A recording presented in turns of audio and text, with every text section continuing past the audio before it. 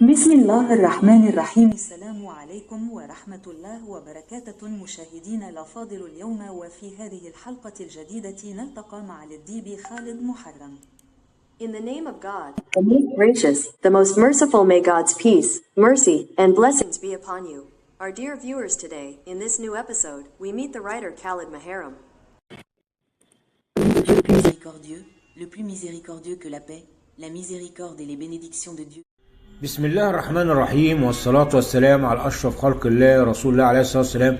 السلام عليكم ورحمة الله وبركاته أصدقائي ومشاهديني الأفاضل.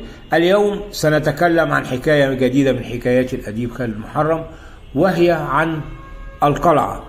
وقد شرع صلاح الدين الأيوبي في تشييد هذه القلعة فوق جبل المقطم في موضع كان يعرف باسم بقبة الهواء، ولكنه لم يتممها في حياته، وإنما أتممها السلطان الكامل ابن العادل، فكان أول من سكنها هو الملك الكامل، وقد اتخذها دارا للملك، واستمرت دارا للملك حتى عهد الخديوي إسماعيل.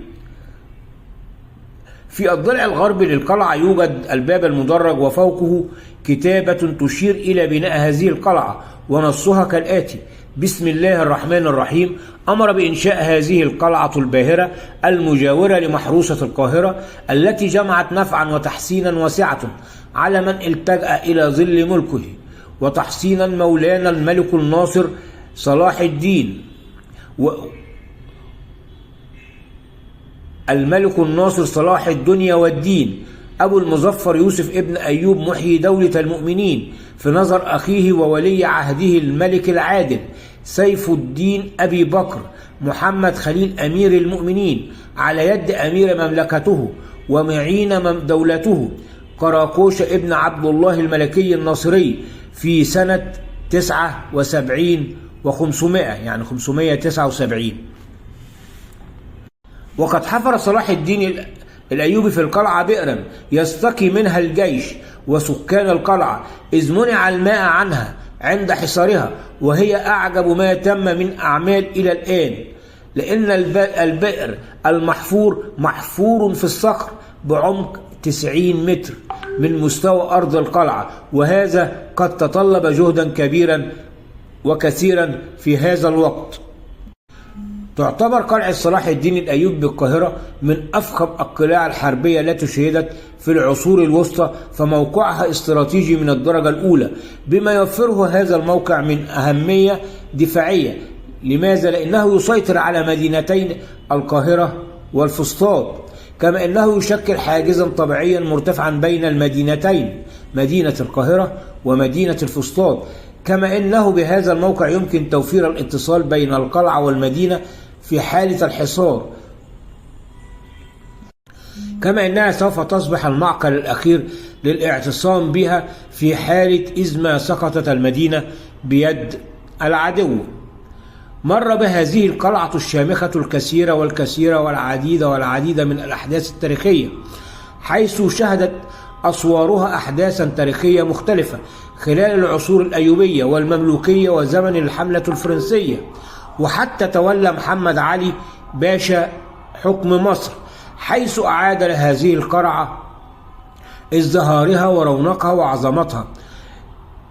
كان الملك الناصر صلاح الدين يوسف ابن أيوب أول من فكر ببناء قلعة على ربوة في الصوة، حيث قام وزيره بهاء الدين قراقوش الأسدي بهدم المساجد والقبور التي كانت موجودة على الصوة لكي يقوم ببناء القلعة عليها، حيث قام العمال بنحت الصخر وإيجاد خندقا صناعيا فصل جبل المقطم عن الصوة، زيادة في مناعتها وقوتها. أما عن مسجد محمد علي داخل القلعة بالقاهرة، قد أمر بإنشاؤه محمد علي في عام 1265 هجرية، أي 1848 ميلادية، وذلك في موضع كانت تشغله قصور ترجع للعصر المملوكي، وهو يطلق عليه مسجد البستر أو مسجد المرمر، وهو أحد المساجد الهامة والأثرية.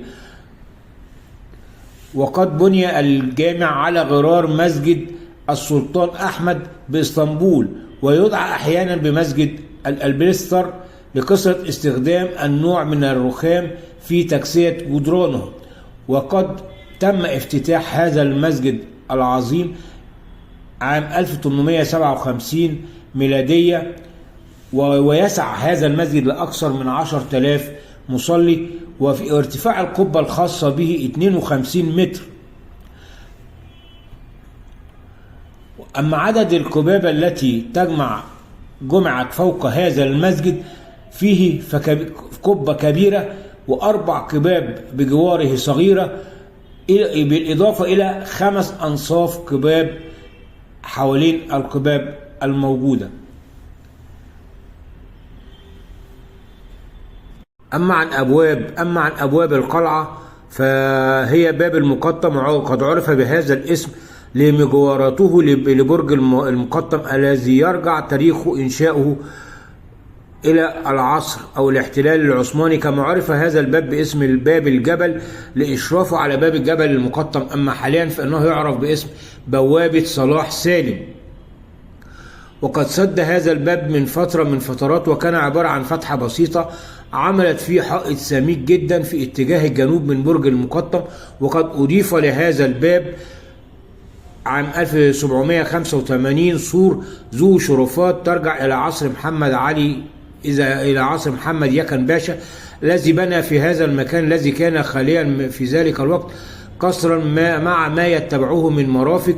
وكان يوجد هذا الباب لوحة تذكارية تحمل نصا تأسيسيا باللغة التركية باسم يكن باشا، وتاريخ بناء الباب والقصر في عام 1785 وقد ضاعت حاليا.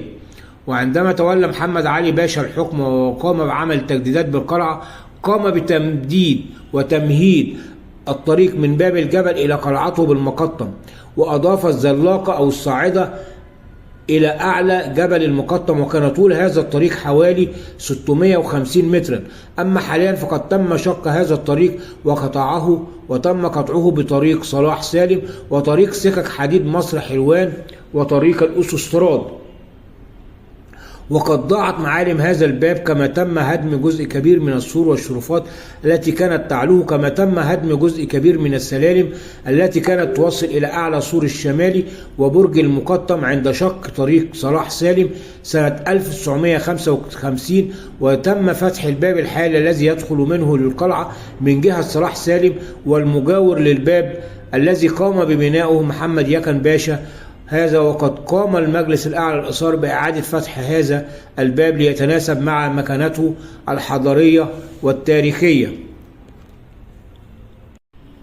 ثم باب الحديد، وثم الباب الوسطاني، وباب القلعة، وباب العزب، الأبراج، برج المقطم، برج الصفة، برج العلوة، برج كركلين، برج الطرفة، برج المطار، برج المبلط، برج المقوصر، برج الإمام أو درج القرافة، برج الرملة، برج الحداد، برج الصحراء، البرج المربع، القصور، قصر القوهرة وقصر الحرم وقصر الأبلق وسرايا العدل والمساجد، مسجد محمد علي وبه برج الساعة، مسجد ومدرسة الناصر قلاوون، مسجد سليمان باشا الخادم في سارية الجبل، مسجد أحمد كتغدة عزبان وجامع العزب، والمتاحف إيه هي؟ متحف الشرطة والمتحف الحربي وبه آثار أيضا أخرى، وإيوان فارس الدين أقطاي، وسجن القلعة، ودار الضرب، بئر يوسف، مدرسة القلعة، سكنات الجيش المصري، ودار صناعة القلعة، وورش باب العزب. وإلى هنا أترككم في رعاية الله وحفظه مع حكاية جديدة من حكايات الأديب خالد محرم، والسلام عليكم ورحمة الله وبركاته. بسم الله الرحمن الرحيم، والصلاة والسلام على أشرف خلق الله رسول الله عليه الصلاة والسلام. السلام عليكم ورحمة الله وبركاته أصدقائي ومشاهديني الأفاضل. اليوم سنتكلم عن حكاية جديدة من حكايات الأديب خالد محرم، وهي عن القلعة. وقد شرع صلاح الدين الأيوبي في تشييد هذه القلعة فوق جبل المقطم في موضع كان يعرف بقبة الهواء، ولكنه لم يتممها في حياته، وإنما أتممها السلطان الكامل ابن العادل، فكان أول من سكنها هو الملك الكامل، وقد اتخذها دارا للملك، واستمرت دارا للملك حتى عهد الخديوي إسماعيل في الضلع الغربي للقلعة يوجد الباب المدرج وفوقه كتابة تشير إلى بناء هذه القلعة، ونصها كالآتي: بسم الله الرحمن الرحيم. أمر بإنشاء هذه القلعة الباهرة المجاورة لمحروسة القاهرة التي جمعت نفعا وتحسينا